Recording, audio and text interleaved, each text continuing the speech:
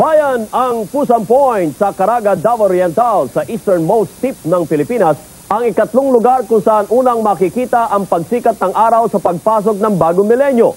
Subalit, sa huling sunrise ng 1999 kanina, nagtago si araw sa likod ng mga ulap at marami ang naunsyami. Kung mauulit muli ito bukas, alamin natin mula kay Gigi Grande live mula sa Pusan Point kung ano na ang mga nagaganap sa naturang lugar. Gigi!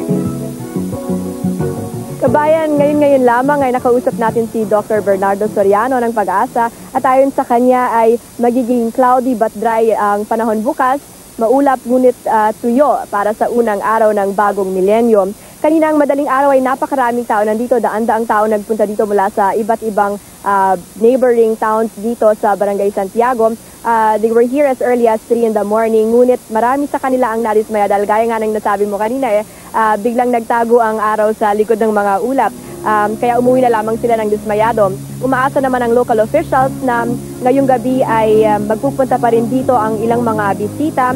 Ngunit kanina ay nagsimula na namang mag-ambon at kung magpapatuloy ito ay magiging maputik na naman dito sa Pusan Point at ang daan paakyat dito sa Pusan Point ay magiging malambot at baka medyo mapiligro na naman. Ilang activities ang nakaschedule dito for this evening. Starting off with a mass at 10:30 in the evening sa simbahan ng San Salvador sa Caraga. Ito ang oldest church dito sa buong Mindanao. Magkakaroon din ng fireworks after that at 12 midnight, tapos konting kainan. At pagkatapos alas 3 ng umaga, blessing of the Jubilee Cross dito sa Pusan Point.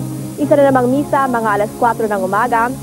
After that, mga alas 5 pasado ng umaga, the local Mandayan tribe of Caraga will be playing their local instruments, and then finally 5:45 a.m. yan po ang sunrise. Kabayan.